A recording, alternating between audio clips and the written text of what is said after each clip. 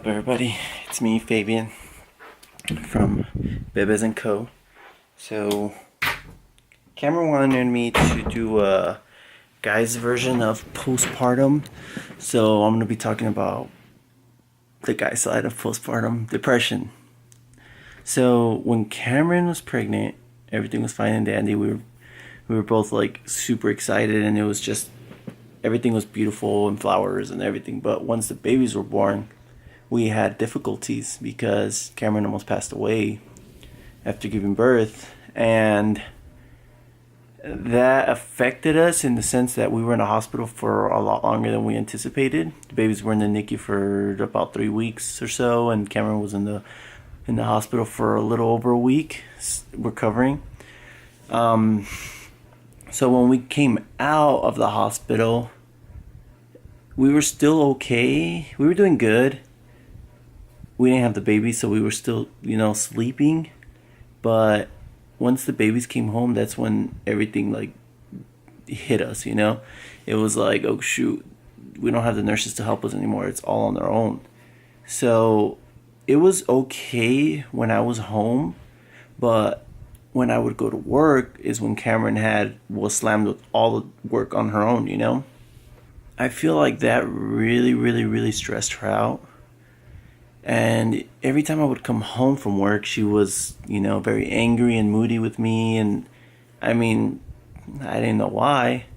It took me a while to understand her. I was just like, why is she being mean? Why is she picking at all my little flaws? And I just thought she hated me. Okay, I'm sorry. I don't know how to help you. I do everything. I get you everything you need. I pamper you, but something was missing, and I just couldn't understand what it was. So a couple weeks, I'd say like maybe a month in, I came home from work and it was really late. I did a 14-hour shift that day, and I get home. Cameron's pumping and she's really upset because she's been by herself all day, no help. So of course she's being angry at me. So of course she's angry with me because I've been gone all day, and we didn't argue, but it was more like I don't get why you treat me like this. Like, I've been gone all day working, breaking my back for 14 hours, and the first thing I get when I receive is you yelling at me. Not yell, she wasn't yelling, but she was being stern with me. And I still remember this vividly. She got off the bed and she drops one of the cups that she was pumping, and the milk fell everywhere, all over the floor. And I still remember to this day, she started crying. I've never seen her cry like this. She started crying and yelling while she was staring at the milk. And it sounded like, I don't know, like she was a 7-year-old little girl crying. And that's when it clicked to me like, whoa, something's wrong. Something's not okay with her hormones. And that's when I realized, like, shoot, could this be postpartum depression? Now, I was a little aware of postpartum depression like 3 years before because my sister had a baby, and I was living with her at the time in San Diego because I was working out there with her. So I got to experience a lot of the postpartum depression that my sister went through. So I kind of realized at that moment when I saw the milk fall, oh no, this is postpartum. Maybe early signs, maybe I don't know. I self-diagnosed it.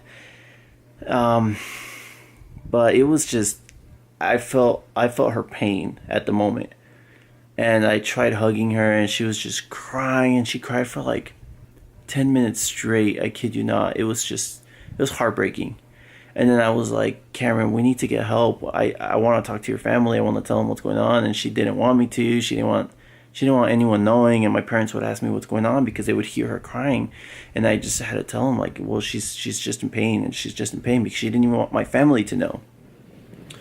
So, fellas, I really want you to know that at that point when you realize, like, why is she being like this with me, it's not because she's doing it on purpose. Most likely she's going through postpartum depression. And as a guy, you have to be there 100%, and you just have to take it. You just have to take it. And you have to help her out. She wants a back rub, give her a back rub.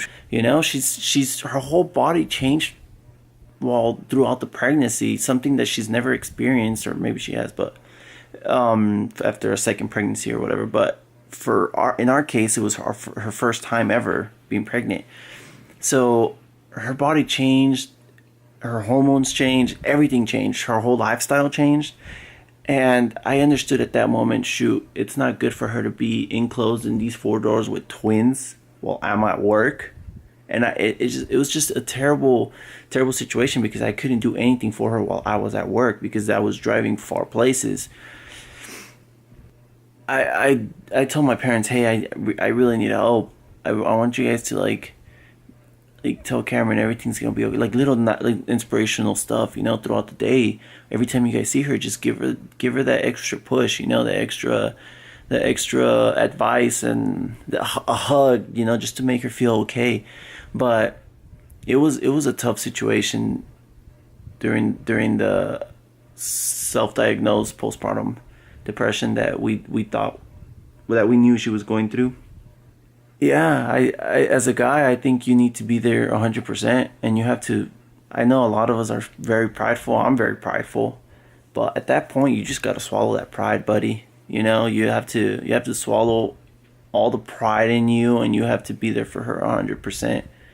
And even if you're just that angry person, like you get angry really quick, you can't do that. Not when you're dealing with the postpartum depression lady, because it's tough on them. If you yell at them or if you contradict them, they get sensitive really quickly, and it hurts them, and it hurts the babies because especially if they're breastfeeding, that milk, the babies feel it. And it was crazy because when she would go maybe like 3 or 4 days okay, and then something really small would just trigger her hormones, and she would go crazy. Not crazy, but like she would yell and scream and, you know, to the pillow, and she would just cry. And I was like, what do I do? What do I do? What do I do? But that milk, I noticed, would affect the babies. So when they would drink that milk after her pumping, after having that little breakdown, I noticed that they were very fussy. They would move a lot. And all the other days they were fine. I mean, I saw that maybe like 4 times in the babies. It might not even correlate, but that was my observation. So I just it's hard. It's really hard. And fellas, if you're there for your lady, props, man. Not a lot of people stick around. Not a lot of men stick around. So if you do, you're excuse the language, but you're badass, honestly. And yeah, so I highly recommend that you give your woman, your wife, your girlfriend, your fiance, whatever, tasks. Give her small tasks to do, like, hey babe, I want you to help me, I don't know, help me organize my cleaning supplies for my cars, you know, like, hey, can you do liquids here, towels here, this and that, and give her like an hour task to do, you know. And when she's done, reward her, bring her an ice cream, bring her whatever she wants, you know, make her feel appreciated, because being stuck in your four walls is not a good thing. They suffer a lot because their entire life changed dramatically after giving birth. So understand them, appreciate them, pamper them, baby them, kissy faces, everything, beautiful text messages. Just really take care of them, because they're queens. They are just amazing human beings. I don't know how else to explain it. Just take care of them, bless them, do whatever they say. That's all it comes down to. Just do whatever they say and they'll be happy. And you'll be happy. You know, like the saying, happy wife, happy life. It's true. Practice it. Practice it in every aspect of your lives. And even if let's say father's not there, but brother is. Brothers take care of your sisters, take care of your moms, take care of whoever you're taking care of, because they need that extra support. They need that help.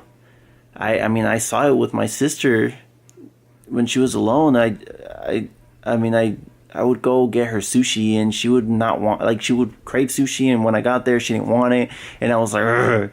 But you have to understand them, that their hormones are off the roof, you know? So just, it all comes down to swallow your pride and be there for them 100%. Whatever they say, do it. I mean, at least that's just been my experience as a brother and as a fiance. Another thing I learned about postpartum depression is that the guy too can get postpartum depression. So men usually tend to be more angry and short-tempered, and seek for help, man. You need it. The babies need it. Everyone needs it at that point, you know? Don't make our mistake and just hold it in. Don't hold it in. Talk to somebody professional, a family member. Talk to somebody. You need to tell somebody, because they'll know how to help you. And if they don't know, they'll know someone that can know how to help you. So that's just my advice. Talk to somebody. Tell somebody. Tell best friend. Tell your doctor. Tell a family member, mom, dad, whoever you trust most. And be there for her. Be there for each other. It's not just the guy. The girl has to be there for him as well, because if the guy's going through postpartum depression himself, he needs help too, you know? So I think loving each other is the best route you can go. And yeah, I mean, it's the best route for everyone, for the babies as well, you know, because babies don't deserve to be hearing arguing and screaming at such young age.